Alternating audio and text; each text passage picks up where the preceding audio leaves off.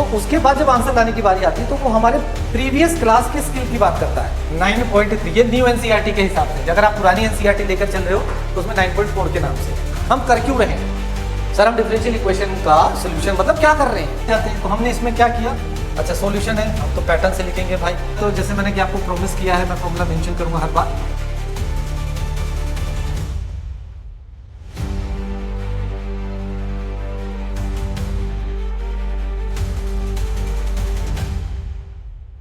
Hello बच्चों, तो मेरी आज की ये जो वीडियो है ये बहुत स्पेशल है।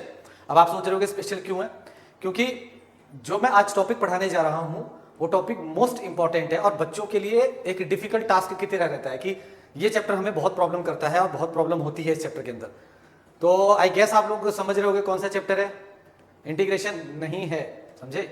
इंटीग्रेशन नहीं है। इंटीग्रेशन के बाद भी एक चैप्टर आता है जिसका नाम है differential equation. Differential equation basically है तो आसान चैप्टर, मतलब अगर हमें डिफरेंशिएशन और इंटीग्रेशन अच्छे से आती है तो डिफरेंशियल इक्वेशन हमारे लिए थोड़ा सा ज्यादा इजी हो जाता है। अब डिफरेंशियल इक्वेशन को करने के लिए बेसिकली हमें क्या चीज चाहिए होती है? सबसे इंपॉर्टेंट चीज चाहिए होती है हमें इंटीग्रेशन और डिफरेंशिएशन के ऊपर एक होल्ड होना चाहिए। दूसरा, हमारे अंदर पेशेंस होना चाहिए। पेशेंस किस चीज का? कि हम पूरा आंसर ले आए। कई बार स्टूडेंट के साथ जो इसमें प्रॉब्लम आती है वो प्रॉब्लम ये आती है कि सर हमने क्वेश्चन सॉल्व कर दिया, क्या यहीं पर छोड़ दें, इसका आंसर नहीं आ रहा है। तो देखो, जब तक आपका बोर्ड का एग्जाम नहीं हो रहा है, ठीक है, तब तक तो मैं आपसे यही कहूंगा कि जब भी आप प्रैक्टिस कर रहे हो या एक्सरसाइज कर रहे हो तो उस ड्यूरेशन तक आप एनसीईआरटी या कहीं भी आपके पास आंसर अवेलेबल है तो उस आंसर को लाने की कोशिश किया करो, फाइट करो उसके लिए कि आंसर कैसे नहीं आ रहा, हम आंसर लेकर आएंगे। वो क्यों हमसे और क्या चाह रहा है कि किस तरीके से हम इसे सॉल्व करें कि हमारा फाइनल आंसर है। सबसे बड़ा टास्क स्टूडेंट के लिए जो होता है वो होता है हमारा आंसर लाना, और आंसर लाना इतना डिफिकल्ट नहीं है। जो मैंने क्वेश्चंस में नोटिस किया आंसर लाने के फॉर्मेट में, वो एक्चुअल में होता क्या है, हम जब क्वेश्चन को पूरा सॉल्व कर लेते हैं, इंटीग्रेट कर लेते हैं, तो उसके बाद जब आंसर लाने की बारी आती है तो वो हमारे प्रीवियस क्लास के स्किल की बात करता है। जैसे कि 9th क्लास के कुछ एक्सपोनेंट वाले फॉर्मूले हो गए आपके, ठीक है, लॉगरिथम वाली कई चीजें हो जाती हैं, तो इनका बेसिकली छोटी छोटी चीजों का यूज करके फाइनल आंसर लाते हैं। तो ऐसी ही चीजें जो आपके क्वेश्चन के आंसर के लिए यूजेबल होंगी, मैं आपको यहाँ फाइनल आंसर लाते समय हेल्प करूंगा। तो मैं आज की वीडियो में आप लोगों को स्टार्ट कर रहा हूं 9.3 एक्सरसाइज से। 9.1 एंड 9.2 के लिए मैं अलग से एक वीडियो बना दूंगा, वो बहुत ज्यादा डिफिकल्ट एक्सरसाइज नहीं है, ठीक है। 9.3 एक्चुअली स्टूडेंट्स की मेरे पास बहुत ज्यादा रिक्वेस्ट आ रही थी कि सर 9.3 से स्टार्ट करके पहले जल्दी जल्दी कर ले, ताकि थोड़ा स्कूल में हमारे एग्जाम्स हैं, हमारा सेमेस्टर स्टार्ट होने वाला है, सितंबर के एग्जाम स्टार्ट होने वाले हैं, या फिर हमारे प्री बोर्ड स्टार्ट हो जाएंगे, तो ये वाला जल्दी हो जाएगा तो हमें बहुत हेल्प मिलेगी। तो मैं आज के लेक्चर में बेसिकली स्टार्ट करने जा रहा हूँ 9.3 का सोल्यूशन एनसीईआरटी का। वीडियो 1 बनाऊंगा मैं, वीडियो 1 में मैं आपको जो सॉल्व करके दूंगा क्वेश्चन नंबर 1 से लेकर 14 तक। फिर हम बनाएंगे वीडियो नंबर 2। वीडियो नंबर 2 के अंदर हमारा क्या होगा, जो भी वर्ड प्रॉब्लम इसके अंदर यूज हो रहा है 15 से लेकर 23 तक, वो हम वीडियो नंबर 2 में करेंगे। दोनों को मैंने अलग अलग कर दिया है, समझे? और ये बहुत इंपॉर्टेंट है और ईजी चैप्टर है। ईजी इसलिए है क्योंकि आपको एक चीज आइडेंटिफाई कर लेना है और उसके बाद सिंपल इंटीग्रेशन लगानी है। इंटीग्रेशन वही लगानी है जो हम पीछे करके आए हैं, ठीक है। तो फिर स्टार्ट करते हैं। कॉपी पेन रेडी है, साथ के साथ प्रैक्टिस करना है, सबको पता है, नोट करते जाओ। ओके डन, चलो स्टार्ट करें। तो हम लोग स्टार्ट करते हैं भाई एक्सरसाइज चल रहा भाई, हाँ एक्सरसाइज अरे यार क्या है ये, हाँ जी। तो हमारे पास है सबसे पहले एक्सरसाइज 9.3, ये न्यू एनसीईआरटी के हिसाब से, अगर आप पुरानी एनसीईआरटी लेकर चल रहे हो तो उसमें 9.4 के नाम से है। जो न्यू एनसीईआरटी है उसके अंदर जो हमारे पास 9.3 एक्सरसाइज है, पहले मैं इसका थोड़ा सा बेसिक इंट्रोड्यूस कर देता हूं। तो ये हमारा बेस है डिफरेंशियल इक्वेशन, किस पे? फर्स्ट ऑर्डर फर्स्ट डिग्री का सोल्यूशन के लिए, ठीक है। हमें उसका सोल्यूशन करना है। एंड जो हमारा सबसे पहला है वो है वेरिएबल सेपरेशन मेथड का। वेरिएबल सेपरेशन मेथड में बेसिकली क्या होता है, एक फॉर्मेट होता है, जैसे कि ये फॉर्मेट कुछ इस तरीके से हो सकता है, dy by dx is equal to the f of x into में g of x। g of x नहीं आएगा, सॉरी g ऑफ y आएगा। यानी कि दो फंक्शन मल्टीपल फॉर्मेट में होते हैं। ये ऐसे भी मिल सकता है आपको, ठीक है।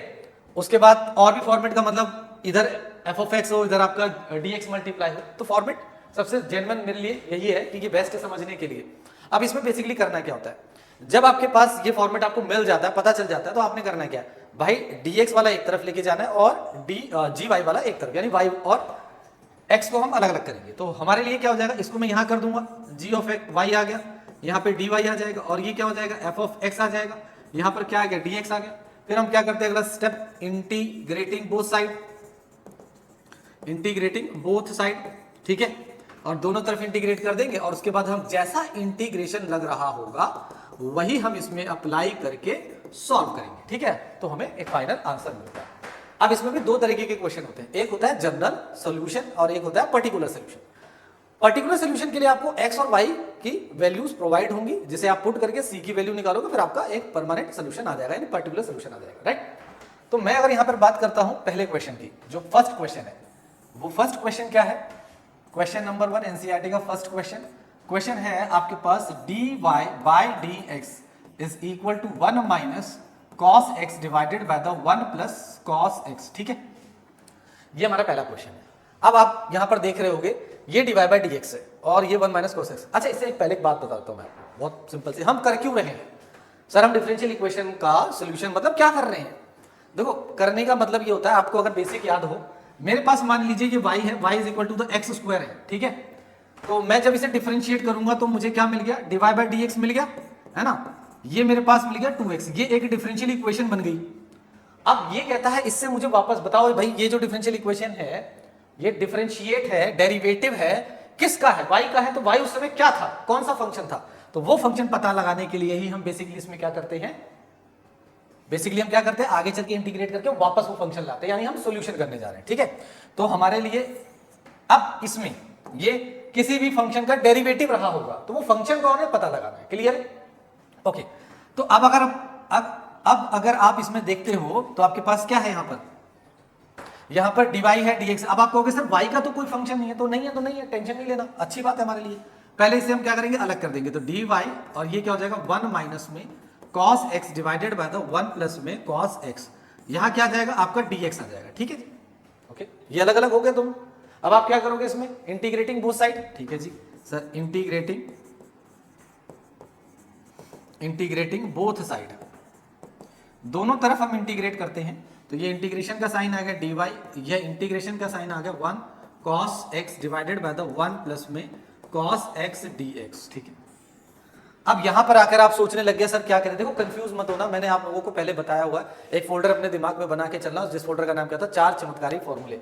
तो उसी में से ये 2 हमारे कोई हैं, तो ये वाला फॉर्मूला मैं आपको यहाँ पर लिख के दे देता हूँ।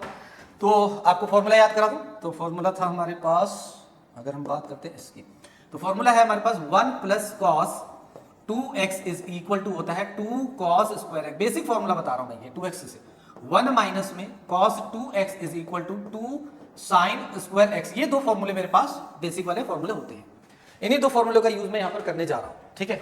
तो यहां पर आ जाएगा आपके पास integration of dy is equal to the 2, यहां पर आ जाएगा sin square x divided by the 2। अब आप कहोगे सर x डिवाइडेड बाय 2 क्यों आया, क्योंकि यहां पर x है तो इसका हाफ, ठीक है। और यहां पे आ जाएगा 2 cos square x divided by 2 और यहां पर आ गया dx। इस 2 से 2 कैंसिल हो जाएगा, यहां पे integration of dy is equal to the sine upon में cos क्या होता है 10 होता है, तो ये क्या बन जाएगा tan square x divided by 2 dx, ये आपका ये बन गया, ठीक है। अब आपको पता है यार, बहुत सारे पहले इंटीग्रेशन में कर चुके हो कि tan स्क्वायर का डायरेक्ट इंटीग्रेशन नहीं होता है, हमारे पास एक फॉर्मूला आता है, उस फॉर्मूले का यूज करेंगे, और वो फॉर्मूला होता है tan square x is equal to the sec square x minus में 1। मैं फिर से एक बार आप लोगों को रिपीट कर देता हूं कि मैं ये स्टैंडर्ड फॉर्मूला लिखता हूं, एंगल पे मत जाइएगा, ठीक है, एंगल तो अकॉर्डिंग टू द क्वेश्चन है। तो ये हो जाएगा इंटीग्रेशन dy बाय dx। अब इसको जरा सिंप्लीफाई करो, क्या बनेगा sec square x divided by 2 minus में 1 और dx बन गया, ठीक है। अब चले आगे, तो जब आप इंटीग्रेशन करोगे तो इसका इंटीग्रेशन आ जाएगा y। अब आप यहाँ पे c1 लिख सकते हो चाहो तो, या दोनों का एक साथ इंटीग्रेशन कर रहे हो तो कैपिटल C लिख दोगे, कोई परेशानी नहीं होगी। इसका इंटीग्रेशन होता है 10 और 10 आएगा x divided by 2 and whole 1 divided by 2। क्यों किया हमने, क्योंकि x का कोफिशिएंट 1/2 है, ठीक है। अब हम आगे चलते हैं, 1 का आपके पास x आ जाएगा प्लस में c2। ये c1 c2 में फिलहाल अभी स्टार्टिंग के क्वेश्चंस कर रहे हैं, तो आपको समझाने के लिए कि भाई इस इंटीग्रेशन का c1 आ गया, इस वाले का c2 आ गया। फाइनली हम धीरे धीरे इसको हटाना स्टार्ट कर देंगे। अच्छा, ये वाला पार्ट हो गया, तो अब हम चलते हैं थोड़ा सा आगे। ओके, तो ओके, यहां पे आपको समझ में आ गया, तो इसको जरा सही करके लिख देते हैं। ये आपके पास आ जाएगा y प्लस में c1 इज इक्वल टू, ये 2 ऊपर चला गया तो ये हो गया 2 tan x divided by 2 minus में x। प्लस में C2। अब इस C1 को इधर लेके जाइए, माइनस हो जाएगा, तो ये आपके पास बन गया 210 x डिवाइडेड बाय 2 माइनस में x प्लस में कैपिटल C, जहां पे कैपिटल C को मैं यहां पर आइडेंटिफाई कर सकता हूं कि कैपिटल C C2 माइनस में C1 लिख सकते हैं हम।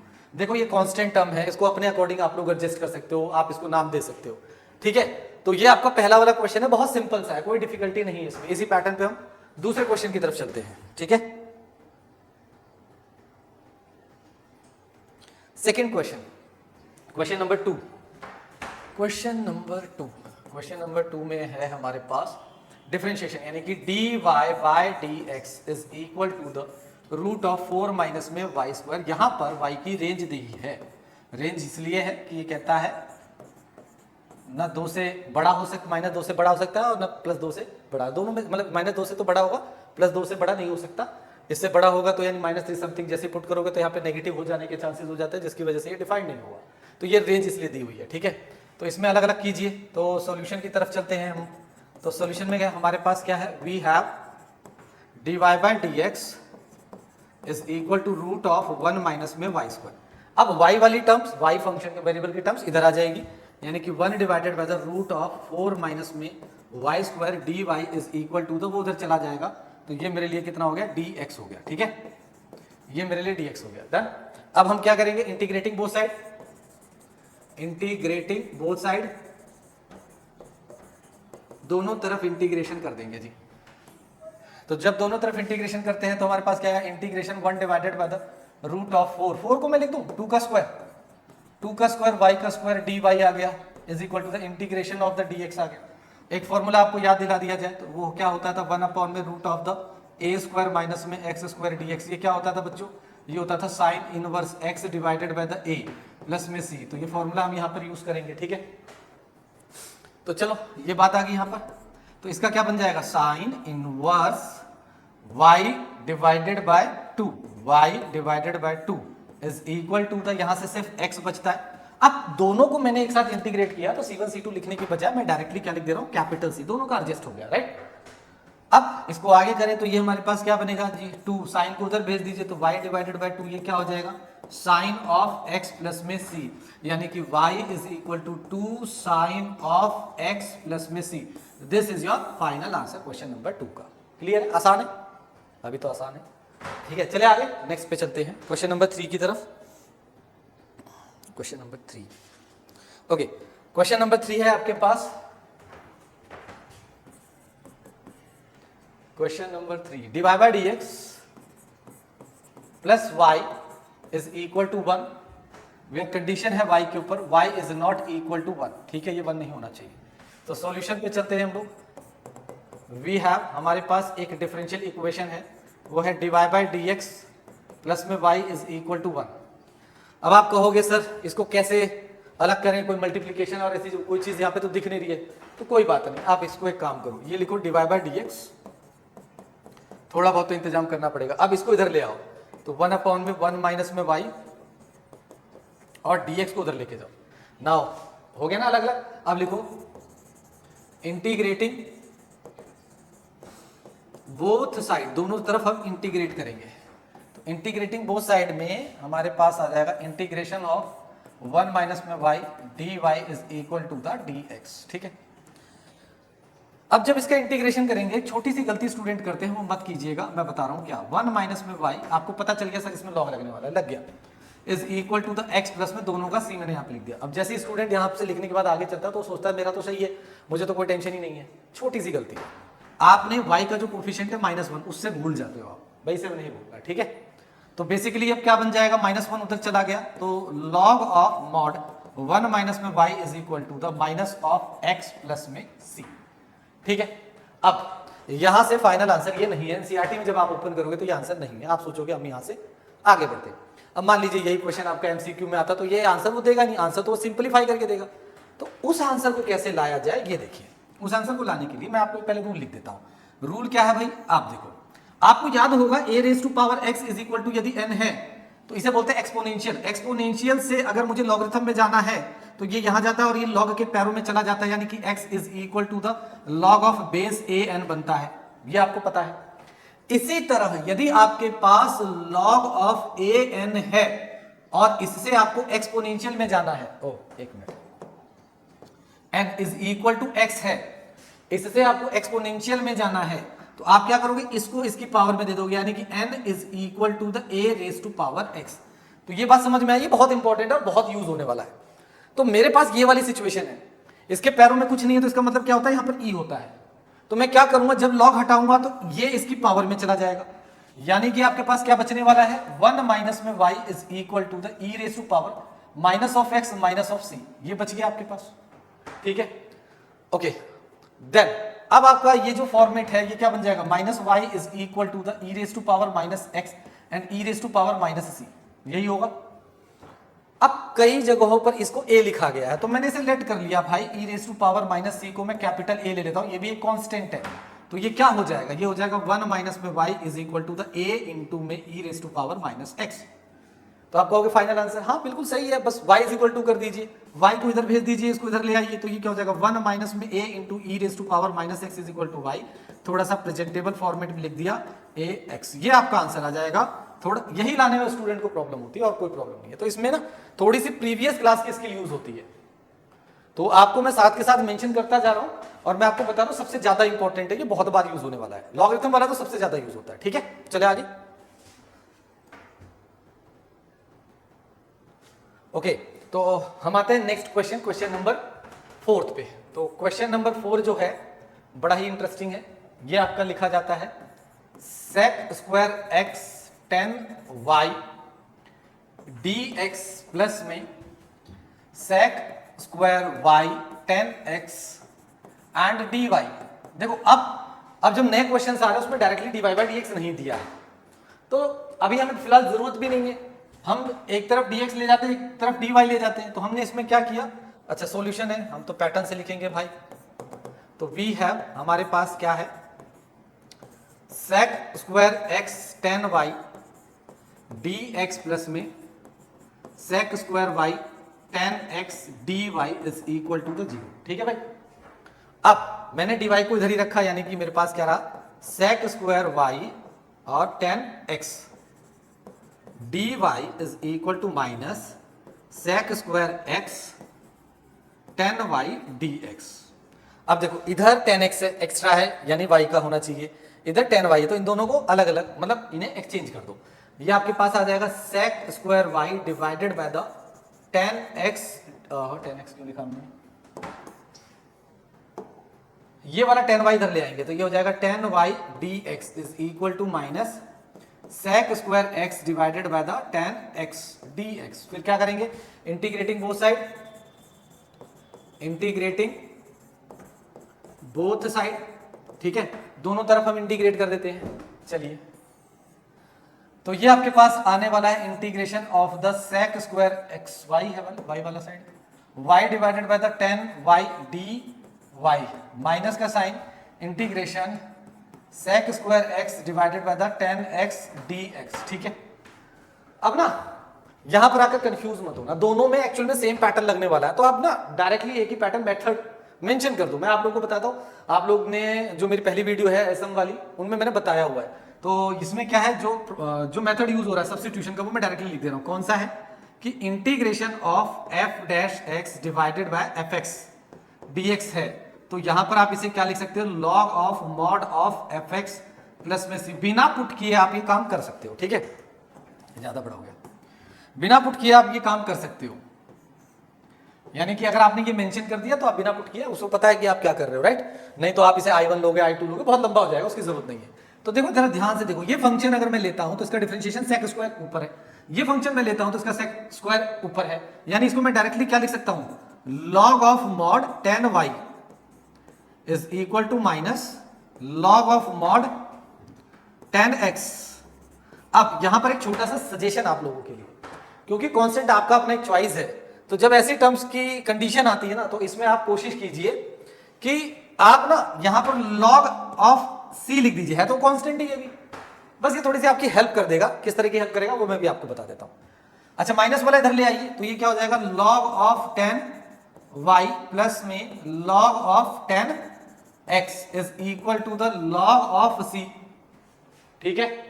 देन यहां से प्रॉपर्टी लगा दे, प्रॉपर्टी लिख देता हूं, वो है log ऑफ m प्लस में log of n is equal to log of m n, ये हो गया प्रॉपर्टी।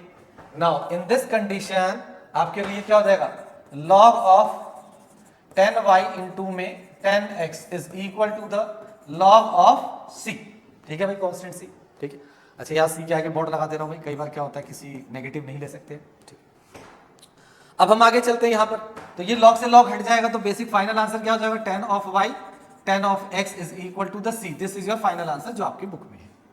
ओके, अगर आप नहीं भी लगाते हो, आप log के फॉर्मेट में छोड़ रहे हो, तो कोई ऐसी बहुत बड़ी बात नहीं है, क्लियर है, आराम से समझ में आ जाएगा आप लोगों को, करने में कोई दिक्कत नहीं आएगी।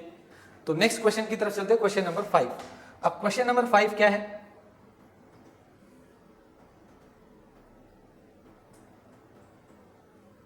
ओके, क्वेश्चन नंबर 5 हमारे पास,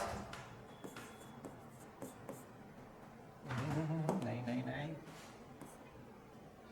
हाँ, e raise to power x plus e raise to power minus x into d y minus में e raise to power x minus e raise to power minus x dx is equal to 0। Solution, ठीक है, कर रहे हो ना साथ के साथ आप लोग भी। We have e raise to power x plus में e raise to power minus x dy minus of e raise to power x e raise to power minus x dx is equal to 0। अब हम क्या करेंगे, x वाली dx एक तरफ लेके जाएंगे और dy एक तरफ रखेंगे, तो dy तो इधर है ही, हमें कोई परेशानी नहीं है इससे। ये क्या हो जाएगा, dy हो जाएगा, ये कितना हो जाएगा, e raise to power x, ठीक है, ये क्या हो गया, dx हो गया, ठीक है जी। x वाले टर्म्स को उधर लेके जाओ, क्या बनेगा, dy is equal to the e raise to power x minus में e raise to power minus x divided by the e raise to power x plus e raise to power minus x, ये क्या हो गया आपके पास, dx आ गया। अब integrating both side, integrating both side, integrating both side, तो जैसे हमने इंटीग्रेशन लगाया, इंटीग्रेशन ऑफ द dy, तो यहां पर आपके पास क्या आ जाएगा, e raise to power x minus ये आ जाएगा divided by the e raise to power x plus में e raise to power minus dx। अब फिर से इसमें मैं वही बात बता रहा हूं, अगर आप इसे ध्यान से देखो, इसका डिफरेंशिएशन क्या होगा, e raise to power x e raise to power minus x, और माइनस 1 इसे माइनस बना देगा, यानी ऊपर प्रेजेंट है। तो मैं फॉर्मूला, तो जैसे मैंने कि आपको प्रॉमिस किया है, मैं फॉर्मूला मेंशन करूंगा हर बार, तो मैं यहाँ पे मेंशन कर दे रहा हूँ, एफ डैश एक्स अपॉन में यदि एफ एक्स होता है तो you can write directly this plus में सी, ठीक है ना, ये लिख सकते हो।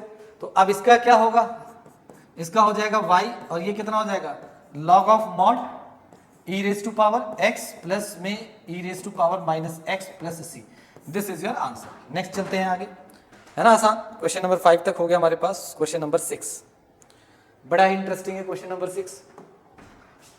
क्वेश्चन नंबर 6 में आते हैं हम लोग, हमारे पास है question number 6, dy by dx is equal to the 1 plus x square bracket of 1 plus में y स्क्वायर, ठीक है।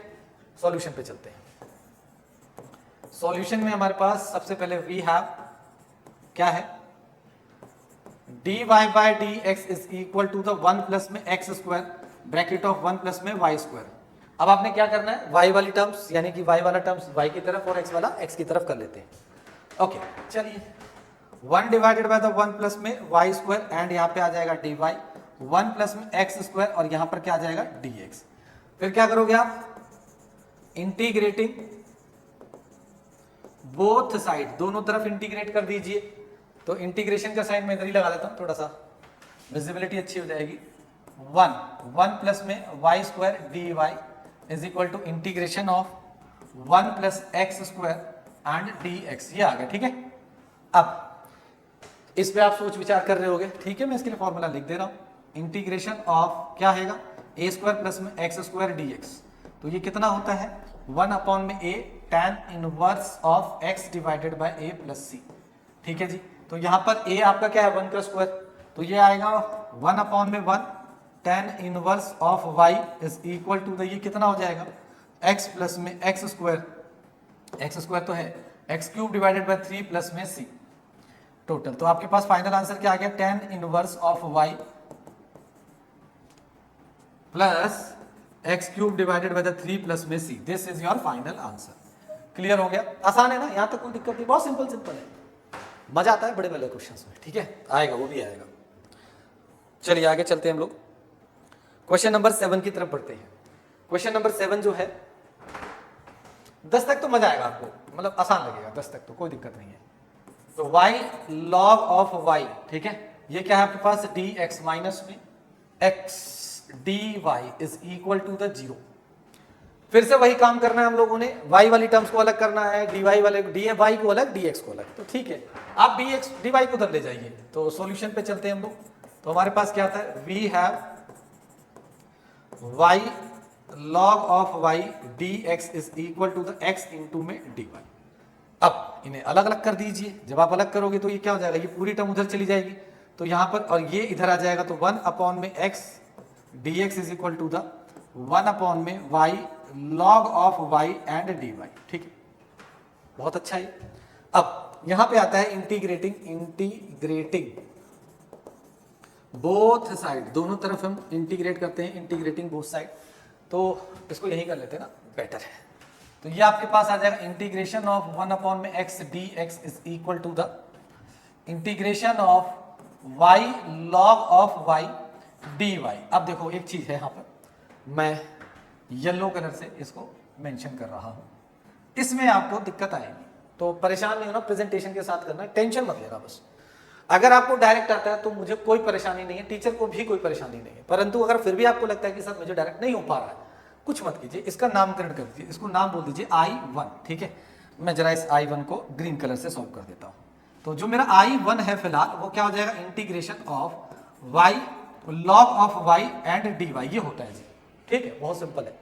अब ना इसे 2-3 तरीके से किया जा सकता है, पर मैं अभी आपके उसी मेथड से चलूंगा जो सब्स्टिट्यूशन मेथड है, इसी में मैं आपको इसका डायरेक्ट मेथड भी बता दूंगा। डायरेक्ट मेथड क्या है, वो भी बहुत आसान है।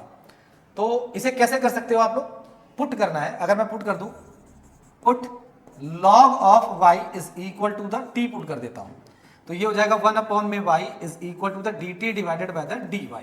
सो जो dy की वैल्यू है वो y इंटू में dt हो जाएगा, और ग्रीन कलर यूज कर रहा हूं, ध्यान रखिएगा क्वेश्चन को यहाँ पे छोड़ा हुआ है।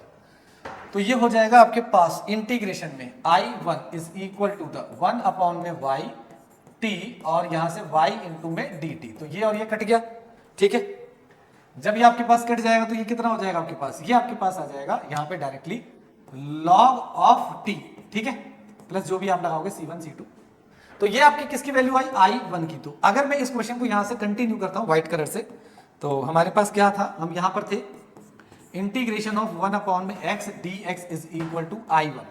तो इसका इंटीग्रेशन तो आपको पता है क्या हो जाएगा, log of mod of x, ये क्या हो जाएगा, log of mod of t, t की वैल्यू वापस रख दे, ठीक है, t की वैल्यू वापस रख देते, तो log ऑफ मॉड, t क्या था हमारा, y था, log ऑफ y प्लस में, अब देखो मैंने आपको बताया था ये जो कांस्टेंट c होता है अकॉर्डिंगली एडजस्ट कर लीजिए, ताकि आपको बाद में प्रॉब्लम ना आए। मतलब log का पैटर्न चल रहा है और इधर भी log का एक पैटर्न है, तो मैं इसे जनरली अगर log c लिख देता हूं तो मुझे कोई परेशानी या आपको कोई परेशानी नहीं होगी, ठीक है, समझ में आ रहा है कि नहीं आ रहा है, ओके।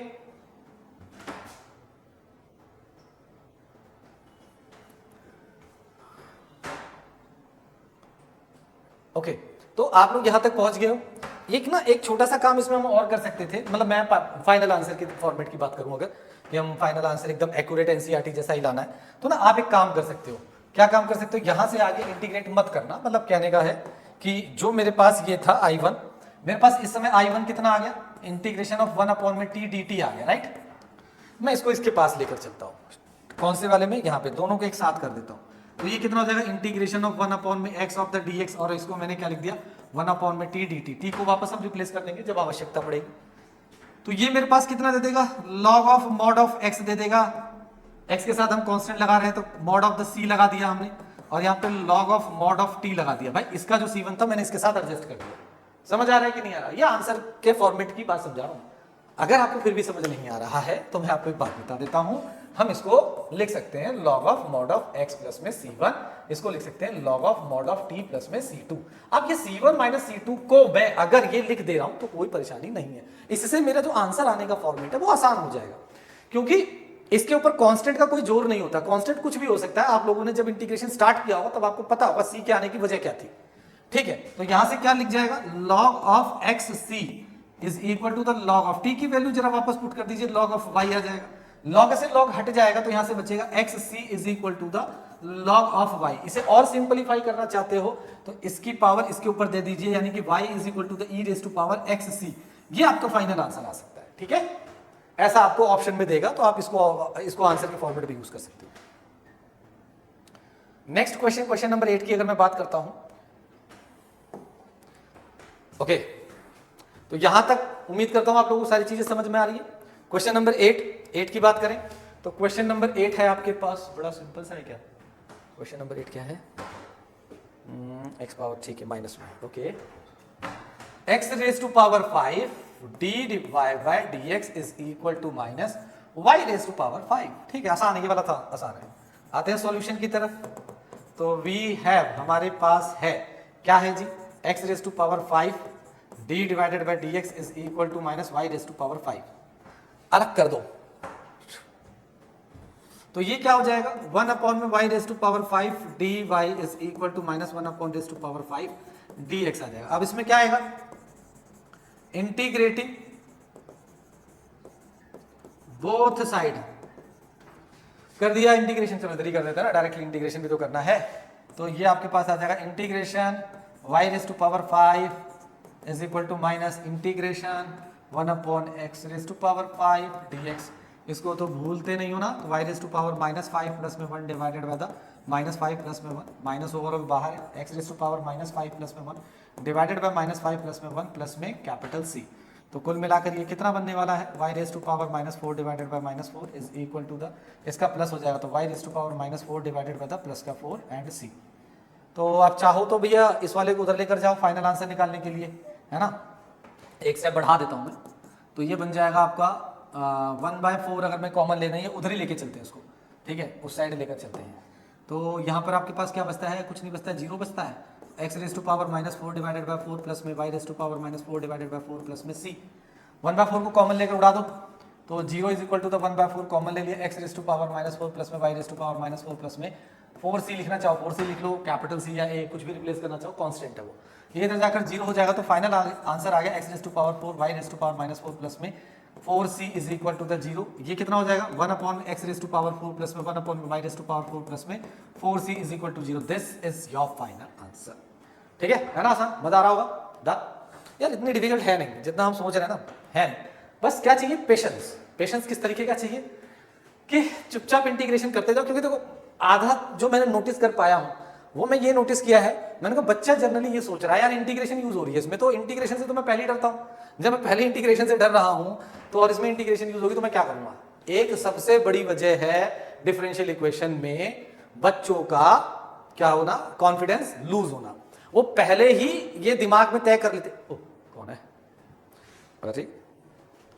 हाँ, वो पहले ही दिमाग में ये तय कर लेते हैं कि यार इंटीग्रेशन आ रही है और इंटीग्रेशन हमारी वीक है तो हमें बड़ी प्रॉब्लम होगी। तो ऐसा नहीं है, मतलब आती है इंटीग्रेशन, यूज भी हो जाएगी, बस थोड़े थोड़े से पैटर्न लगाते जाओ। जैसे मैंने पिछली क्वेश्चन में डायरेक्ट इंटीग्रेशन अप्लाई करने की बजाय I1 ले लिया। भाई मैं आपको मान के चल रहा हूं कि मैं अपने आप को आपकी जगह रख के देख रहा हूं कि भाई अगर ऐसा आ रहा है तो मेरे से ऐसी प्रॉब्लम हो सकती है, तो उस प्रॉब्लम का निवारण यानी सोल्यूशन कैसे निकाला जाएगा। तो हमने एक स्टेप बनाया और उसकी तरफ से सॉल्व कर लिया। ठीक है, बहुत एक्सपर्ट हो गए हो, बहुत समझ आपकी इंटीग्रेशन स्ट्रांग हो गई है, देन आप स्टेप को स्किप करके डायरेक्टली देख सकते हो। ठीक है, ओके, चले आगे।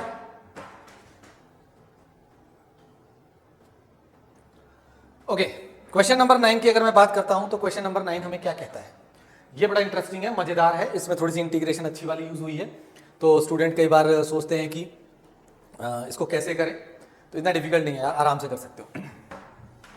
मैं आपको बताता हूं कैसे प्यार से करेंगे। तो हमारे पास है क्वेश्चन की dy by dx is equal to the sine inverse x। बस स्टेप्स फॉलो कर लेना, एक बार ऐसे प्रैक्टिस कर लेना, इससे आपका क्या होगा? स्ट्रांग हो जाएगा कंसेप्ट। इन फ्यूचर जब आता है तो आप डायरेक्ट करने लायक हो जाओगे। ठीक है, डायरेक्टली जंप करने की कोशिश मत करो। सॉल्यूशन में हमारे पास क्या है? dy by dx is equal to क्या हो जाएगा? साइन इनवर्स x आ जाएगा। ठीक है जी, ओके, तो हम लोग क्वेश्चन नंबर 9 पे थे। तो क्वेश्चन नंबर 9 की अगर बात करते हैं तो बड़ा मतलब देखने में बहुत सिंपल क्वेश्चन है, पर इसमें एक जगह छोटी सी प्रॉब्लम आती है स्टूडेंट्स को, और वो प्रॉब्लम है इसके इंटीग्रेशन में। तो मैं बड़े तरीके से आपको इंटीग्रेशन इसकी बताऊंगा, ध्यान रखना बस। ठीक है, तो सॉल्यूशन में हमारे पास क्या दिया हुआ है? We have dy by dx is equal to the sine inverse x। तो यहां से हमारे पास क्या हो जाएगा, यहां से हो जाएगा dy by dx is equal to the sine inverse x dx। ठीक है, फिर इसके बाद पता है क्या करना है, इंटीग्रेटिंग बोथ साइड। ठीक है, दोनों तरफ इंटीग्रेट करोगे तो इंटीग्रेटिंग बोथ साइड पे यहां पे आ जाएगा integration of dy integration of sine inverse x dx। अब यहां पर मैं आपको एक बात बताता हूं, यहां की जो इंटीग्रेशन होगी इसको आप लोग डायरेक्ट नहीं कर सकते, इसमें बाय पार्ट लगाना पड़ेगा।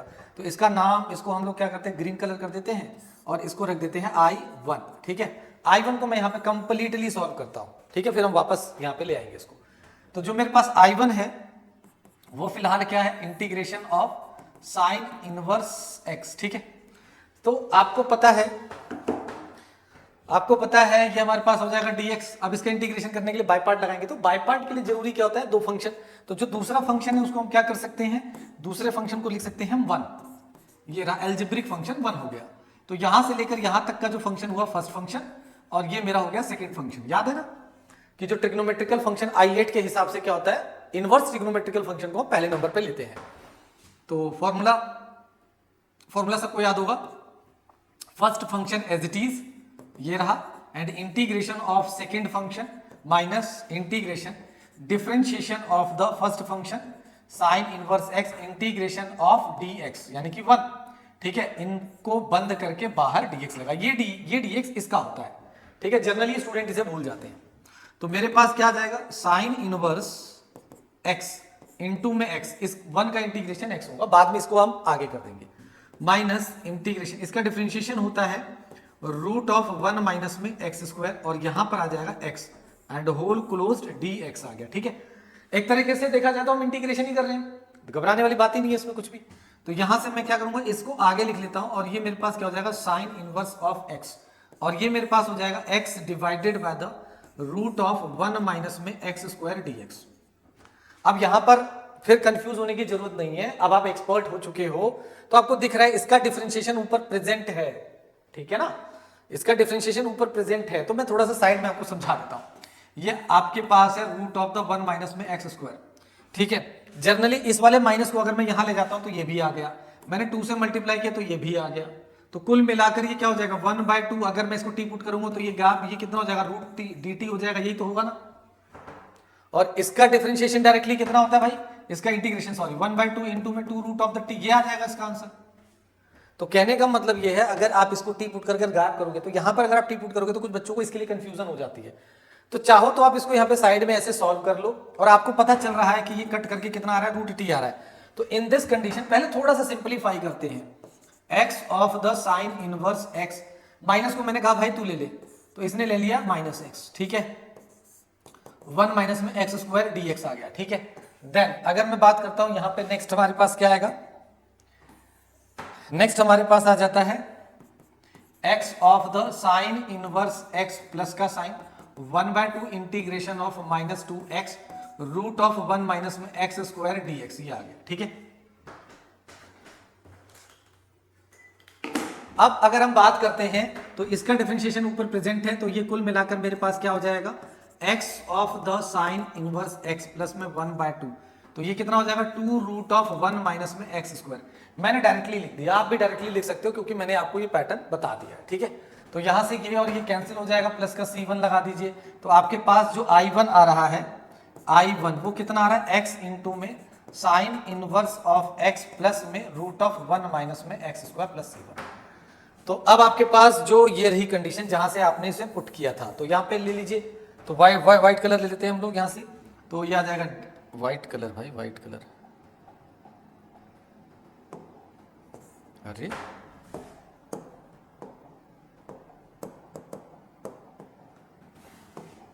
Integration of dy is equal to the I1, तो यहां से हो जाएगा y is equal to the x of the sine inverse x plus में रूट ऑफ 1 माइनस में एक्स स्क्वायर प्लस में c।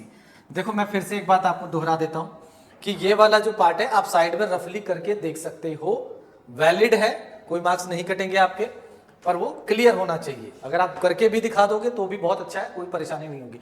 क्वेश्चन में उसे साथ लेकर कैरी करके चलना इज डिफिकल्ट, मतलब वो आपको कहीं ना कहीं कंफ्यूज कर सकता है, तो आप साइड में सॉल्व करके उसको कहीं ना कहीं लिख दीजिए, ठीक है। नेक्स्ट क्वेश्चन की तरफ चलते हैं। उम्मीद करता हूँ ये समझ में आ गया होगा। थोड़ा सा ट्रिकी था क्योंकि इसके अंदर बाय पार्ट यूज हुआ था। जहां पर बाय पार्ट यूज हो जाता है या कुछ ऐसी चीजें आती है तो आप इस तरीके से अलग करके कर सकते हो, ठीक है। क्वेश्चन नंबर 10 की तरफ बढ़े।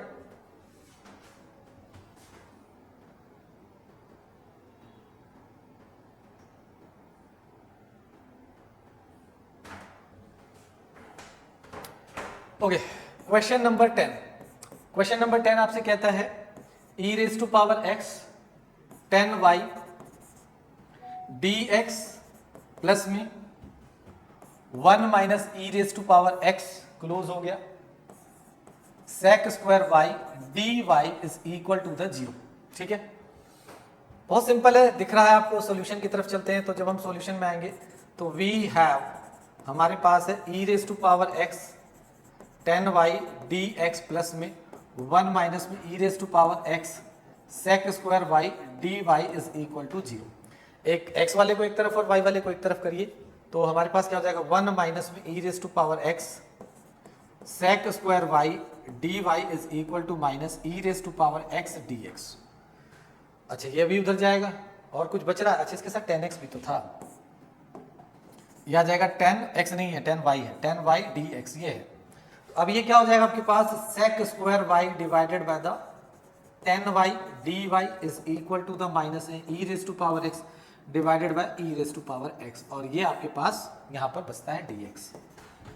Integrating both side, integrating both side, दोनों तरफ हम इंटीग्रेट करते हैं। तो जब हम दोनों तरफ इंटीग्रेट करते हैं तो क्या आएगा, यहां पर हमारे पास आ गया integration of sec square y divided by the 10y dy is equal to the minus में ex डिवाइडेड बाय 1 माइनस में ex dx। ये बड़ा आसान सा क्वेश्चन है, कंफ्यूज मत होना कि सर इसे अलग करें इसे अलग करें, नहीं, क्योंकि इन दोनों में सेम ही मेथड लगने वाला है। और मेथड मैं आप लोगों को 2-3 बार बता चुका हूं। वो मेथड क्या है आपका, वो मेथड है आपके पास integration f dash x divided by the fx dx। ये क्या देता है, log of mod of fx plus में c, ये देता है आपको, ठीक है। तो इसका डिफरेंशिएशन ये रहा, इसका डिफरेंशिएशन ये रहा, तो हम डायरेक्टली ना लगा दें तो इसको क्या लिखेंगे, log of mod 10y is equal to the log of mod 1 minus में e raise to power x into में log ऑफ c। पता आपको पता होगा मैंने c क्यों लगाया है। तो ये क्या हो जाएगा, log of mod 10y is equal to the log of, अब मॉड लगा दिया, c मल्टीप्लाई कर दिया 1 माइनस में ex मॉड क्लोज, log हटा दीजिए 10y is equal to the कितना आ जाएगा, c इंटू में 1 e raise to power x। This is your 10th question का आंसर, ठीक है। अब क्वेश्चन नंबर 11, 12, 13, 14, ये जो 4 क्वेश्चन है ये इससे अलग है। ये जितने क्वेश्चन आप लोगों ने भी किया ये सारे के सारे जर्नल सोल्यूशन है, इसमें कांस्टेंट c की वैल्यू नहीं आ रही है। अब हम जब चलेंगे उसका नाम है उसका पर्टिकुलर सोल्यूशन। पर्टिकुलर सोल्यूशन में बेसिकली क्या होता है, हमें c की वैल्यू निकालनी होती है, उसके लिए वो कंडीशन देकर रखता है। तो हम लोग क्वेश्चन नंबर 11 से स्टार्ट करते हैं। ओके, तो क्वेश्चन नंबर 11, अब यहां से थोड़ी सी डिफिकल्टी स्टार्ट होती है, ठीक है। बड़ा इंटरेस्टिंग क्वेश्चन है क्वेश्चन नंबर 11। मैंने स्टेटमेंट एक बार लिख दी है, आगे के जितने भी क्वेश्चन 11 से लेकर 14 तक है उन सब के लिए स्टेटमेंट वैलिड है, यही रहेगी। तो क्वेश्चन नंबर 11 से हम लोग स्टार्ट करते हैं। क्वेश्चन नंबर 11 आपको क्या कहता है, बड़ा मजेदार क्वेश्चन है भाई, ठीक है। क्वेश्चन 11 है, ये x cube plus x square plus x plus में 1 d y divided by the d x is equal to the 2x square plus x, ये दिया है। Where y is equal to 1, y is equal to 1 when x is equal to 0 है, शायद x is equal to 0, ठीक है। ये question दिया हुआ है, देखो पैटर्न सेम है, बस ये नई चीज आ गई तो हमें कांस्टेंट c को निकालना है, ठीक है। मैं तो इसको यहां से स्टार्ट कर रहा हूं, थोड़ा इसमें पेज ज्यादा चाहिए होगा, जगह भी ज्यादा चाहिए होगी, ठीक है। तो हम इसे स्टार्ट करते हैं सॉल्यूशन से। आप साथ के साथ नोट करना ना भूलें क्योंकि इसमें इंटीग्रेशन थोड़ी सी लेंदी है, ओके। तो हमारे पास है वी हैव, क्या आ रहा है मेरे पास, एक्स क्यूब प्लस में एक्स स्क्वायर प्लस में एक्स प्लस में 1, ये मेरे पास आ गया। ये आ गया मेरे पास d y by d x is equal to the 2x square plus में x, ये आ गया मेरे पास, ठीक है। इन दिस कंडीशन dy निकालेंगे तो जो dy इज इक्वल टू क्या हो जाएगा 2x स्क्वायर प्लस में x whole divided by the x cube plus x square plus x plus में 1 और यहाँ पे आ जाएगा dx। ठीक है, सिंपल है, ये आसान है। ओके, नाउ अगर मैं बात करता हूं इसमें इंटीग्रेटिंग बोथ साइड, चलो जी इंटीग्रेटिंग बोथ साइड, दोनों तरफ हम इंटीग्रेट करते हैं तो यहां से आ जाएगा integrating dy bye integration of 2x square plus में x divided by the x cube plus x square plus में x प्लस में 1 dx। तो जैसा कि ये दिख रहा है, ये यार कुछ ऐसा समझ में नहीं आ रहा तो मैं इसमें आपको बताता हूँ, ये ना पहले कुछ कॉमन वॉमन लेकर इसमें सही करते फिर आगे चलते हैं। तो इसके लिए कलर चेंज करते हैं, इसका नाम हम इसे अलग से सॉल्व करेंगे, इसका नाम रखते हैं हम I1। तो मेरे पास आया basically I1 integration of 2x square plus में x divided by the x cube plus में x स्क्वायर प्लस में x प्लस में 1 dx। देखो सबसे पहली चीज, ये चीज तो मुझे पता चल रही है कि ये प्रॉपर फ्रैक्शन है। प्रॉपर फ्रैक्शन क्या होता है, न्यूमरेटर की डिग्री डिनोमिनेटर की डिग्री से लेस देन होती है, तो ये प्रॉपर फ्रैक्शन है। तो इसमें सबसे ज्यादा जो चांस है वो पार्शियल फ्रैक्शन के लगने के चांस है, तो हम पार्शियल फ्रैक्शन लगाएंगे। तो पार्शियल फ्रैक्शन लगाने के लिए सबसे पहले नीचे वाले चीज को हम फैक्टराइजेशन फॉर्म में लाने की कोशिश करते हैं। तो I1 is equal to the 2x square plus में x divided by the x square common ले लिया मैंने, इसमें से कॉमन ले लिया, देखो x स्क्वायर कॉमन लूंगा, यहाँ x बचेगा, यहाँ प्लस का 1, तो यहाँ पे बचेगा x प्लस में 1 और वहां से कुछ कॉमन नहीं लिया, प्लस 1 कॉमन ले लिया, तो ये रहा। अब जब इसे मैं फाइनली कॉमन लेता हूं तो ये मेरे पास क्या बनता है 2x स्क्वायर प्लस में x और कॉमन लिया हमने x प्लस में 1 को कॉमन ले लिया, तो ये बन जाता है x स्क्वायर प्लस में 1 dx, ये बन जाता है हमारे पास। ठीक है, तो ये मुझे दिख रहा है। अच्छा मैं इसकी बात करूं, इसके बारे में पहले बात कर चुके हैं, तो ये जो है इसका परफेक्ट मतलब इसका फैक्टराइजेशन अब पॉसिबल नहीं है, तो उसमें मेरा कौन सा लगेगा, पार्शियल फ्रैक्शन का टाइप नंबर 5। तो चलो लगाते हैं, फिर लेट कर लेते हैं 2x स्क्वायर प्लस में x divided by the x plus में 1 एंड x स्क्वायर प्लस में 1 is equal to a divided by the x plus में 1 प्लस में bx प्लस में c divided by the x square plus में 1। ठीक है, LCM लेकर काटिए जो कटता है, तो ये आ जाएगा 2x स्क्वायर प्लस में x divided by the x plus में 1 और ये हो जाएगा x स्क्वायर प्लस में 1 is equal to a x square plus में 1 प्लस में bx प्लस में c इंटू में x प्लस में 1 whole divided by the x plus में 1 इंटू में x स्क्वायर प्लस में 1, ये और ये कैंसिल हो गया। मैं उम्मीद करता हूं आप लोगों ने इतना तो नोट कर लिया होगा। ठीक है, अब आपके पास क्या बचा, ये बचा 2x स्क्वायर प्लस में x is equal to a into में x स्क्वायर प्लस में 1 प्लस में bx प्लस में c इंटू में x प्लस में 1, ये आपके पास बचता है। तो थोड़ा सा साइड कर दिया जाए, साइड कर देते हैं इसको, यहां पे ले आते हैं। ओके, बिना साइज से कॉम्प्रोमाइज किए हुए। ठीक है, अब चले आगे, क्योंकि मुझे a और b की वैल्यू निकालनी है, तो a और b की वैल्यू निकालने के लिए हम क्या करेंगे, कलर विजिबल है ना, कलर चेंज कर देते हैं ना, येलो कर लेते हैं। हाँ, तो अब इसको पहले सिंपलीफाई कीजिए, ये कितना हो जाएगा 2x स्क्वायर प्लस में x is equal to a को मल्टीप्लाई करोगे ax स्क्वायर प्लस में a प्लस में, अब इस b को इससे मल्टीप्लाई करोगे तो बनेगा bx स्क्वायर प्लस में bx प्लस में cx प्लस में c। जब हम इसको bx को इससे मल्टीप्लाई किया और c को इससे मल्टीप्लाई कर दिया। ठीक है, अब जरा थोड़ा सा और सॉल्व करते हैं। x स्क्वायर प्लस में x is equal to the x square को कॉमन ले लीजिए तो a प्लस में b आता है, x को कॉमन ले लीजिए तो b प्लस में c आता है और आपके पास कांस्टेंट में a प्लस में c बचता है। ओके, इक्वलेट कीजिए, equating coefficient of x square x and constant को हम कंपेयर करते हैं। तो जरा इसे कंपेयर करना, तो a प्लस में b ये किसके बराबर आ रहा है 2 के, दूसरा b प्लस में c ये इक्वल आ रहा है 1 के, और तीसरा a प्लस में c इज इक्वल टू आ रहा है 0 के। ठीक है, अब देखो बड़े मजेदार चीज, a इज इक्वल टू कितना हो जाएगा माइनस का c।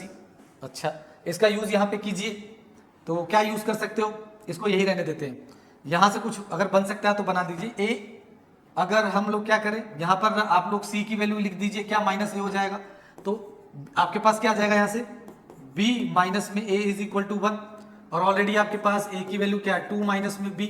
ठीक है, चाहो तो b की वैल्यू यहाँ पे पुट कर दो, मैं तो यही कहूंगा b की वैल्यू पुट कर दोगे ज्यादा बढ़िया है।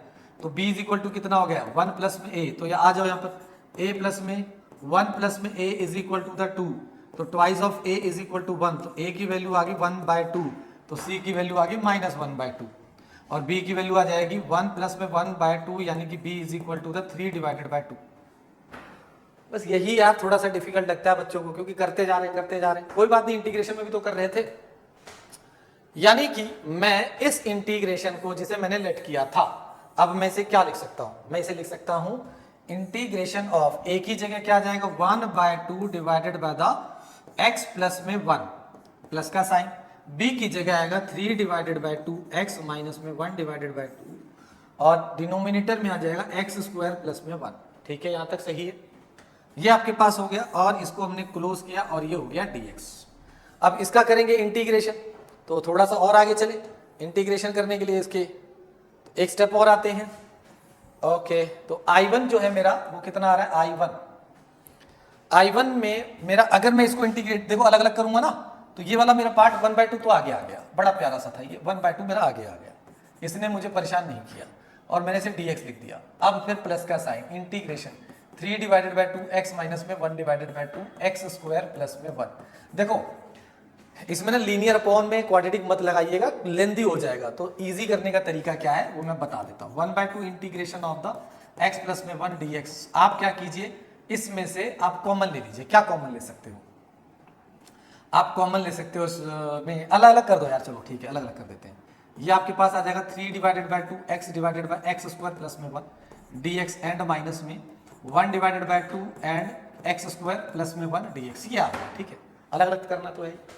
अब फिर से स्टेप बाय स्टेप कर रहा हूं भाई, मैं जंप नहीं मार रहा हूं, अगर मैं जंप मार दूंगा तो फिर आप लोगों को समझ में नहीं आएगा।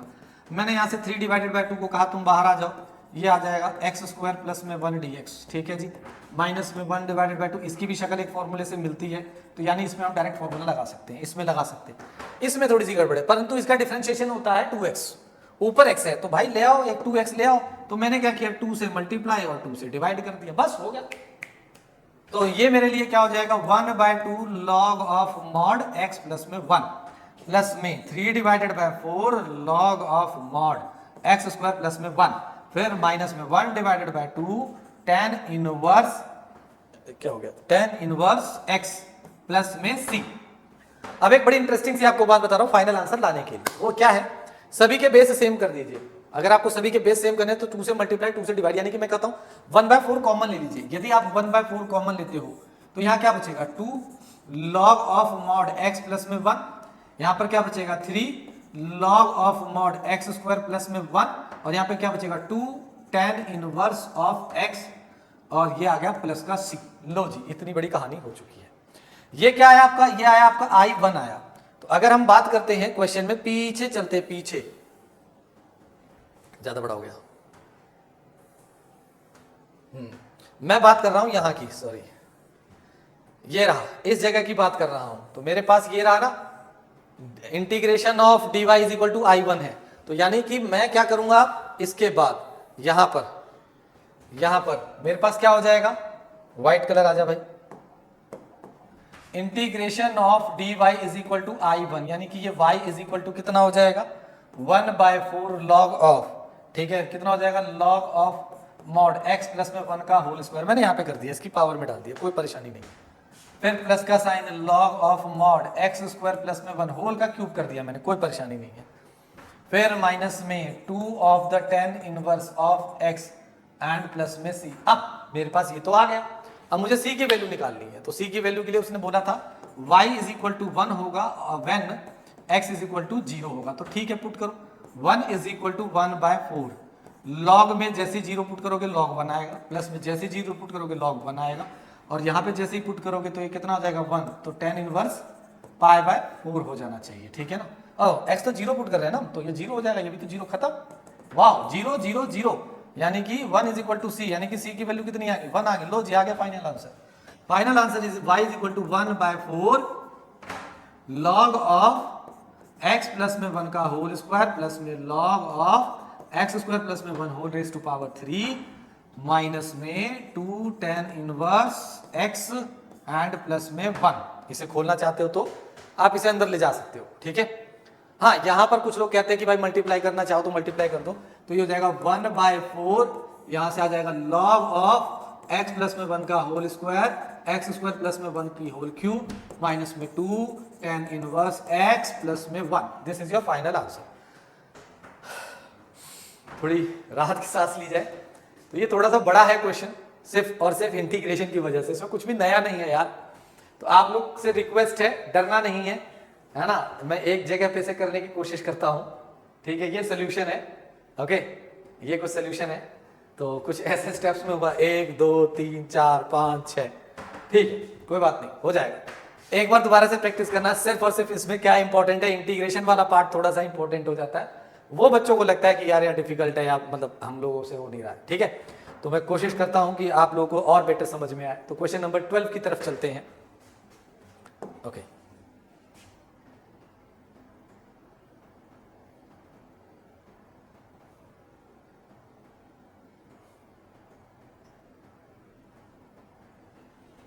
सिमिलरली क्वेश्चन नंबर 12 है।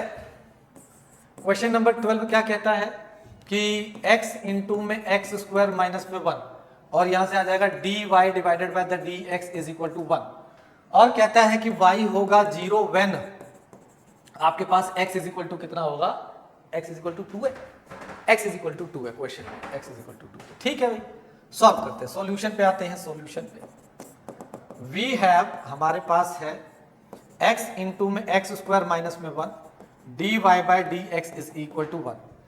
तो सेपरेट कीजिए, यहां से dy is equal to 1 divided by the x into में x स्क्वायर माइनस में 1 और dx आ गया। इंटीग्रेटिंग बोथ साइड,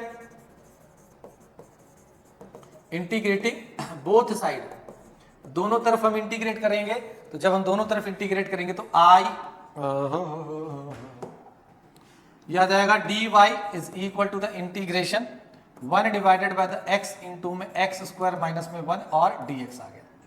ठीक है, फिर से इसका नाम रखते हैं I1, और आपको ये दिख रहा होगा I1 कैसा है, I1 है पार्शियल का पार्ट। इंटीग्रेशन पेशेंस के साथ करते जाओ, फैक्टर करो, इसके फैक्टर पॉसिबल हैं। ठीक है, लेट कर लिया 1 divided by the x bracket of x minus में 1, x प्लस में 1 is equal to a divided by the x plus में b divided by the x minus में 1 प्लस में c divided by the x plus में 1। ये हो गया हमारे पास। ठीक है, सेम मेथड लग रहा है, आप लोगों को पता ही होगा।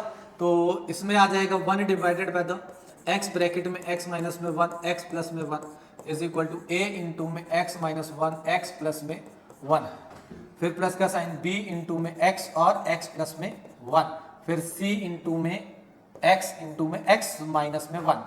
ठीक है, डिवाइडेड बाय x इंटू में x माइनस 1 इंटू में x प्लस में 1, ये और ये कट गया।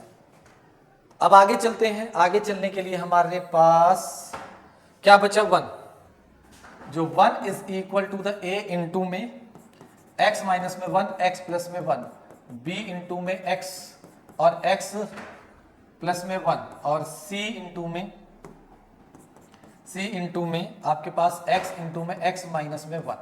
ठीक है, अब आपके पास क्या आएगा, अब हमने एबीसी की वैल्यू निकालनी है। तो यार इसमें पुट वाले मेथड से करो, एक बार x is equal to 0 put करो, तो 1 इज इक्वल टू द ये वाला 0, ये वाला 0, तो यहाँ से a इंटू में 1 इंटू में 1, तो ये a is equal to the 1 आ गया। एक बार आप क्या करो, x is equal to minus का 1 पुट करो, तो ये 0 हो जाएगा, ये वाला 0 हो जाएगा, तो यहाँ पे बचता है c माइनस 1 इंटू में माइनस 1, यानी a is equal to the ये आपके पास कितना आ जाएगा, हमने इसमें 0 पुट किया था ना, तो 0 पुट करोगे, अच्छा -1 आना चाहिए भाई, मैं वही सोच रहा था, x 0 पुट करोगे तो -1 आएगा इसमें। ये मेरे पास कितना आ रहा है, जैसे मैंने x is equal to 0 put किया, 0 -1, तो ये आ जाएगा a इंटू में -1 और 1, तो 1 इज इक्वल टू माइनस का a, तो a की वैल्यू कितनी आ जाएगी, -1। ठीक है, ये वाला पार्ट आ गया। इन दिस कंडीशन अगर मैं पुट करता हूँ -1, तो ये वाला तो 0 बन जाएगा, ये वाला 0 बन जाएगा, -1, और यहाँ से हमारे पास आ रहा है कुछ अलग आ रहा था, मैं वही सोच रहा हूँ। तो 1 is equal to the c into में -1 एंड -2, तो 1 is equal to the 2c, तो c की वैल्यू कितनी आ गई, 1 डिवाइडेड बाय द 2। एक बार x is equal to 1 put कर दीजिए, तो ये 0 बनेगा और ये वाला 0 बनेगा, तो 1 is equal to the b की बारी आई, तो 1 इंटू में 2, तो b इज इक्वल टू कितना आ गया 1/2 आ गया। दोनों सेम आ गए, कोई परेशानी वाली बात नहीं है, टेंशन नहीं। ओके, तो इंटीग्रेशन की बारी आ रही है। इंटीग्रेशन करना है, इंटीग्रेशन करना ये रहा। इंटीग्रेशन होगा हमारे पास I1 is equal to the, एक ही जगह क्या लिखोगे माइनस का 1 divided by the x plus का साइन, b की जगह लिखोगे 1/2 divided by the x minus में 1 प्लस में 1/2 x प्लस में 1, और ये हमारे पास क्या आ जाएगा dx आ जाएगा। अब आप इसका इंटीग्रेशन कीजिए, मैं थोड़ा सा साइड ले लेता हूं ताकि समझने में आसानी हो। तो हमने जब इसका इंटीग्रेशन लिया I1 is equal to minus में लॉग ऑफ x आएगा, पहली बात तो इसका आया, समझ आ रहा है, ठीक है। फिर प्लस का साइन 1/2 ये रहा आपके पास, और ये हो जाएगा log of mod x minus में 1, फिर प्लस का साइन, इसका आ जाएगा 1/2, सॉरी ये भी 1/2, and log of mod of x plus में 1 एंड प्लस में c आ गया। तो यही आपको y था। आप लोगों को अगर याद हो तो हमारे पास क्या था, integration of dy is equal to the I1, तो यानी कि y is equal to the कितना हो जाएगा माइनस का लॉग ऑफ x प्लस का sign 1/2 log of x minus में 1 प्लस का sign 1/2 log of mod of x plus में 1 प्लस 2 c। अब c की वैल्यू निकालने के लिए कहता है y इज इक्वल टू 0 होगा when x is equal to आपके पास क्या है 2, तो 0 इज इक्वल टू क्या हो जाएगा माइनस में लॉग ऑफ 2, ठीक है, ये भी खुश है हम लोग। फिर प्लस का साइन 1/2 लॉग ऑफ 2 पुट करने पर ये तो 1 बन जाएगा, ठीक है, 1/2 लॉग ऑफ 2 प्लस में 1 एंड प्लस में c आ गया, ठीक है। ये भी नाउ अगर मैं बात करता हूँ 0 इज इक्वल टू माइनस में लॉग ऑफ 2, ये तो 0 बन जाएगा, यहाँ से 1/2 लॉग ऑफ 3 बनेगा एंड प्लस का c। अब देखो 1/2 इसमें कमी है, तो मैं पहले तो माइनस को इसको दे देते हैं, माइनस को इसको दे दिया तो अच्छा प्लस का c है ना, कोई दिक्कत नहीं, टेंशन मत लो। तो 0 इज इक्वल टू द ये हो जाएगा लॉग ऑफ 2 की पावर -1 प्लस में 1/2 लॉग ऑफ 3 प्लस में c। मतलब मैं ना सिंप्लीफाई कर रहा हूँ, लॉग को सिंप्लीफाई कर रहा हूँ, और कोई टेंशन मत लो, कोई ज़्यादा मेहनत नहीं कर रहे हैं हम लोग यहाँ पर, ज़्यादा कोई डिफिकल्ट पार्ट नहीं करने जा रहे हैं, ठीक है। तो हमने क्या करना है यहाँ पर देखो, तो इसको मैं क्या लिख सकता हूँ अब लॉग ऑफ माइनस, तो ये हो जाएगा आपके पास 0 लॉग ऑफ 1/2 लॉग ऑफ 1/2, ठीक है, प्लस का साइन 1/2 लॉग ऑफ 3 प्लस में c। अब देखो इसमें ना प्रॉपर्टी नहीं लग सकती, तो प्रॉपर्टी लगाने के लिए मैंने क्या किया 1/2 और 2 से मल्टीप्लाई किया, तो लॉग ऑफ 1/2 प्लस में 1/2 and log of mod 3 plus में c। फिर मैंने क्या किया 1/2 को कॉमन ले लिया और ये पावर में चला गया, तो ये हो जाएगा लॉग ऑफ 1/4 प्लस में लॉग ऑफ 3, ठीक है जी, एंड प्लस में c। तो आपका ये कितना बन जाएगा, आप देखिए ये बन गया 1/2 और दोनों में प्रॉपर्टी लगा दी तो 3/4 प्लस में c। तो जो c की वैल्यू आ गई -1/2 लॉग ऑफ 3/4। यही थोड़ी सी मेहनत ज़्यादा थी और कुछ नहीं था। तो फाइनल आंसर मेरे पास ये रहा। इस फाइनल आंसर में मुझे सिर्फ क्या करना है, c को पुट करना है। तो c को पुट करने के लिए y is equal to the minus में लॉग ऑफ x प्लस में 1/2 लॉग ऑफ क्या है, इन दोनों को मल्टीप्लाई कर दे क्या, अच्छा इसको कॉमन ले लीजिए, ये हो जाएगा लॉग ऑफ कितना बनाइए x माइनस में 1 x प्लस में 1, ठीक है जी, और c की जगह आ गया माइनस में 1/2 एंड लॉग ऑफ 3/4। अब एक बच्चा कहता सर जी ये आंसर नहीं है, मैंने कहा बिल्कुल आंसर ये नहीं है, वो और सिंप्लीफाई किया जा सकता है। अब 1/2 इसके साथ है, इसके साथ नहीं है, तो मैंने क्या कर दिया 2 और 2 ये लो जी लॉग ऑफ x एंड 1/2 और ये कितना हो जाएगा लॉग ऑफ x² माइनस में 1 माइनस में 1/2 लॉग ऑफ, कॉन्स्टेंट को मत छेड़ना यार, ठीक है, ये इसकी पावर में चला जाएगा, तो y is equal to the 1/2 log of -2 होगा तो क्या हो जाएगा 1/x² हो जाएगा, भाई x की पावर -2 हो जाएगा ना, तो 1/x² हो गया। ये कितना बना 1/2 लॉग ऑफ x² माइनस में 1 माइनस में 1/2 लॉग ऑफ 3/4। तो y is equal to the 1/2 ये रहा, इनको मल्टीप्लाई कर दीजिए, x² माइनस में 1/x², ये क्लोज्ड हो गया, 1/2 लॉग ऑफ 3/4। तो उम्मीद करता हूं आपको इसमें मजा आ गया होगा, मजा नहीं आया ना। एक्चुअली सिर्फ ये क्वेश्चन प्रैक्टिस मांगता है, एक ही पैटर्न पे है, मैं फिर से रिपीट कर रहा हूं, प्रैक्टिस प्रैक्टिस प्रैक्टिस। अगर आप प्रैक्टिस करते रहोगे तो आपकी कमांड बन जाएगी, कोई भी क्वेश्चन किसी तरीके का आया तो आपके लिए सॉल्व करना बहुत आसान हो जाएगा। चले क्वेश्चन नंबर 13 की तरफ। ओके, तो question number 13 and 14 last 2 question बचते हैं हमारे पास, फिर हम नेक्स्ट वीडियो की तरफ बढ़ेंगे। चलिए फटाफट क्वेश्चन नंबर 13।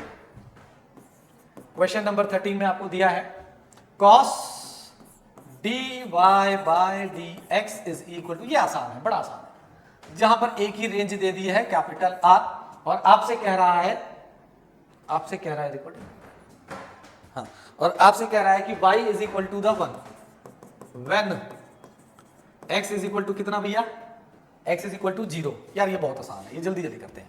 सॉल्यूशन आप भी करो मेरे साथ। We have cos of dy by dx is equal to the a। Okay, तो cos उधर जाएगा, तो जो dy by dx is equal to the cos inverse of a, यानी कि dy is equal to the cos inverse of a into में dx। Next step, integrating both side, दोनों तरफ इंटीग्रेट करेंगे, तो ये हो जाएगा dy is equal to the cos inverse of x dx। Okay, अब यहाँ पे स्टूडेंट से गलती करने के चांस आ गए। cos इनवर्स देखा, उसको जोश आ गया, भाई ये तो बाय पार्ट है, लगा दो। नहीं लगाना यार, यह एक इंसान कांस्टेंट है, उस कांस्टेंट को बाहर करो। तो dy by dx is equal to the cos inverse of a and dx, तो ये आ जाएगा y और ये आ जाएगा cos inverse of a into में x प्लस में c। लो जी, हो गया। अब आपके पास y is equal to 1, x is equal to 0 put कीजिए, तो ये हो जाएगा 1 0 प्लस में c की वैल्यू 1 आ गई। नाउ आपका फाइनल आंसर आ गया y is equal to x cos inverse a plus में 1। ये आसान था, मतलब 2 पहाड़ क्वेश्चन करने के बाद हमारे पास, उन्होंने कहा आप आराम से चलो, थोड़ा सा कंफर्टेबल हो जाओ। एनसीईआरटी ने बड़ी टेक्निक लगा रखी है ना, पहाड़ क्वेश्चन करने के बाद 2 आसान से दे दिए, लो बेटा प्यार से कर लो, कोई दिक्कत नहीं, अगला और प्यार से हो जाएगा। क्वेश्चन नंबर 14 क्या कह रहा है? क्वेश्चन नंबर 14 कह रहा है आपसे कि भैया dy by dx is equal to the y is equal to the 10x और when y is equal to 1 when x is equal to 0, यही है ना? हाँ यही है। तो ये तो आसान सा लग रहा है, आप लोगों को नहीं लग रहा तो मुझे भी नहीं लगेगा, अगर लग रहा है तो आसान है। तो सॉल्यूशन की तरफ चलते हैं। तो सॉल्यूशन में हमारे पास v है, फटाफट करो फटाफट। We have dy by dx is equal to y 10x आ गया, अलग अलग करो तो 1 अपॉन में y dy आ गया, और यहाँ पे 10x इंटू में dx आ गया। फिर क्या करोगे? ओ सर ये तो आसान सा लग रहा है, इंटीग्रेटिंग बोथ साइड, ठीक है, बोथ साइड इंटीग्रेट, तो इंटीग्रेशन 1 अपॉन में y dy integration of the 10x dx, ठीक है, तो मैं यूज कर लूँ इसको, log of y is equal to the log of sec x plus में log ऑफ c यूज कर लूँ, c निकालना आसान हो जाएगा। वैसे नहीं भी करोगे तो कोई चल जाएगा, कोई बहुत ज्यादा उसको इम्पैक्ट नहीं पड़ने वाला है, बहुत परेशान नहीं करेगा। तो log ऑफ 1 की वैल्यू कितनी sir? 0, log of sec 0 plus में c, log c ना, log c क्या c रख लो यार, हटाओ इसको, ठीक है ना।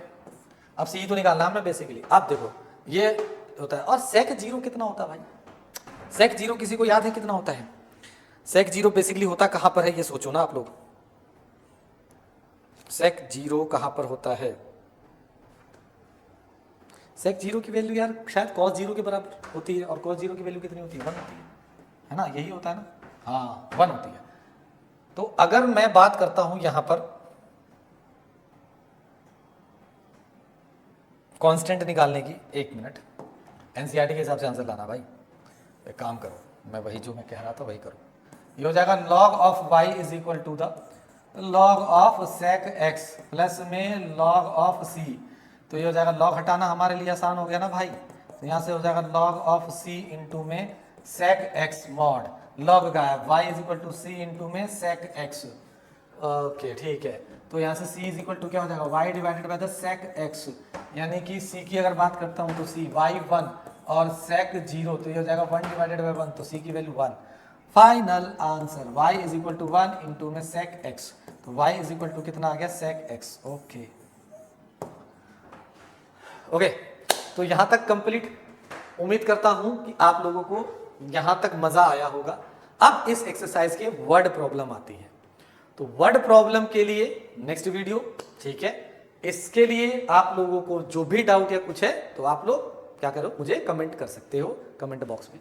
एक बहुत इंपॉर्टेंट बात आप लोगों को बतानी है, जो अगला टॉपिक है उसका नाम है होमोजीनियस मेथड वाला, अब होमोजीनियस मेथड में एक बात याद रखना, लीनियर यूज होता ही होता है, मतलब आप होमोजीनियस पता लगा लोगे, सॉल्व कर दोगे, पुट कर लोगे, परंतु जब आप सॉल्व करोगे तो आपको लीनियर मेथड से ही करना पड़ेगा। तो इट्स मीन आपका जो लीनियर मेथड है वो बहुत ज्यादा इंपॉर्टेंट है।